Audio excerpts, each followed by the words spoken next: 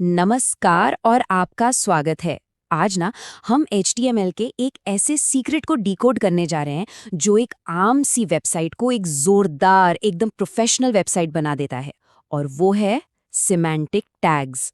तो ये है हमारे टेक लीडर कोडिंग कोर्स का 7वां दिन और आज हम एक ऐसा कॉन्सेप्ट सीखने वाले हैं जो आसान भाषा में गुड कोड को ग्रेट कोड से अलग करता है। तो आज हम क्या क्या कवर करने वाले हैं?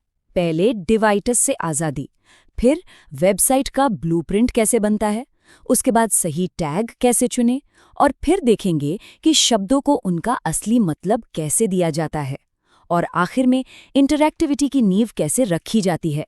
तो चलिए शुरू करते हैं। ठीक है, तो चलिए सीधे मुद्दे पर आते हैं। शुरुआत करते हैं एक बहुत ही कॉमन प्रॉब्लम से जो लगभग हर डेवलपर को शुरू में परेशान करती है। इसका हमने नाम रखा है डिवाइटिस। जरा स्क्रीन पर देखिए, बाईं तरफ जो है वो है डिवाइटिस, मतलब डिव टैग्स का एक जाल सा। आप इसको ऐसे सोचिए जैसे एक पेज है जो सिर्फ खाली डिब्बों से बना है। हमें यानी इंसानों को शायद डिजाइन दिख जाए, लेकिन सोचिए सर्च इंजिन्स या स्क्रीन रीडर्स के लिए, उनके लिए ये बस एक बेमतलब की खिचड़ी है। उन्हें क्या पता कि हेडर कौन सा है या मेन कंटेंट कहाँ से शुरू हो रहा है। अब देखिए दाईं तरफ, ये है सोल्यूशन, सिमेंटिक HTML। यहाँ हर टैग जैसे हेडर, मेन अपने आप में बता रहा है कि उसका काम क्या है। ये सिर्फ कोड नहीं है, ये क्लैरिटी है। साफ साफ पता चलता है कि क्या चीज कहाँ है। तो अब जब हमने प्रॉब्लम समझ ली है, चलिए देखते हैं कि इन सिमेंटिक टैग्स का इस्तेमाल करके किसी भी वेबसाइट के लिए एक मजबूत फाउंडेशन, एक ब्लूप्रिंट कैसे तैयार किया जाता है। किसी भी वेबसाइट को ना एक बिल्डिंग की तरह इमेजिन कीजिए। जैसे एक बिल्डिंग में एक लॉबी होती है, अलग अलग फ्लोर्स होते हैं, ऑफिसेज होते हैं, बिल्कुल वैसे ही एक वेब पेज के भी अलग अलग सेक्शंस होते हैं और हर सेक्शन का अपना एक खास मकसद होता है। और ये जो सिमेंटिक टैग्स है ना, ये उस बिल्डिंग के ब्लूप्रिंट जैसा काम करते हैं। ये हर किसी को, ब्राउज़र को, सर्च इंजन को बताते हैं कि कौन सा कमरा किस काम के लिए है। तो ब्लूप्रिंट में सबसे ऊपर क्या आता है? हेडर। ये पेज का इंट्रोडक्शन है, उसकी पहचान है।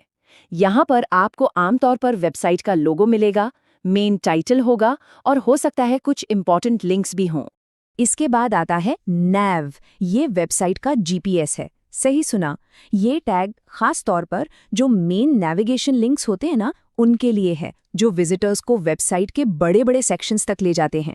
एक बात ध्यान रखिएगा, हर छोटा मोटा लिंक नैव में नहीं जाता, सिर्फ जो सबसे इम्पॉर्टेंट है बस वो। और फिर आता है इस शो का हीरो, मेन टैग। ये पेज का दिल है, वो कोर कंटेंट जिसके लिए विजिटर आपकी साइट पर आया है। और हाँ, सबसे इंपॉर्टेंट रूल याद रखें, एक पेज पर हमेशा सिर्फ एक मेन एलिमेंट होना चाहिए। क्यों? सिंपल है, एक पेज का एक ही तो मेन फोकस होता है और ये रूल सर्च इंजिन्स को उस फोकस को समझने में मदद करता है। अब हीरो है तो सपोर्टिंग एक्टर भी होगा, है ना?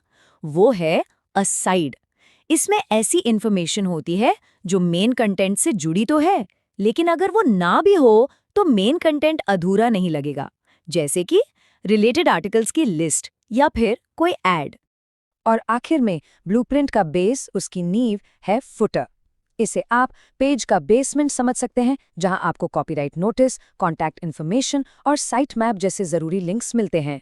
अच्छा, तो अब हमने वेबसाइट के बड़े बड़े हिस्सों को तो समझ लिया है, लेकिन एक सवाल जो बहुत लोगों को कंफ्यूज करता है, आर्टिकल कब यूज करें, सेक्शन कब, और कब सिर्फ एक प्लेन पुराना डिव काम आएगा।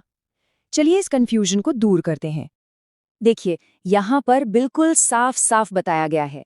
आर्टिकल को आप एक पूरी सेल्फ कंटेंट कहानी समझिए, जैसे एक ब्लॉग पोस्ट। इसे आप कहीं भी शेयर कर सकते हैं और इसका मतलब अधूरा नहीं रहेगा। सेक्शन उस कहानी का एक चैप्टर है, जैसे इंट्रोडक्शन या कंक्लूजन। और डिव वो बस एक खाली डब्बा है, सिर्फ स्टाइलिंग के लिए, जिसका अपना कोई मतलब नहीं होता। और अगर फिर भी कभी कंफ्यूजन हो तो ये फ्लो चार्ट आपका बेस्ट फ्रेंड है। ये एक सिंपल सा डिसीजन ट्री है। अपने आप से पूछिए, क्या कंटेंट अपने आप में कंप्लीट है?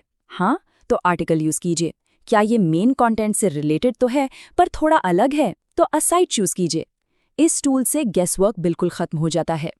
तो एक बहुत इंपॉर्टेंट बात, सिमेंटिक्स सिर्फ बड़े बड़े लेआउट ब्लॉक्स के बारे में नहीं है। नहीं, ये छोटी छोटी चीजों, यहाँ तक कि अलग अलग शब्दों को सही मतलब देने के बारे में भी है।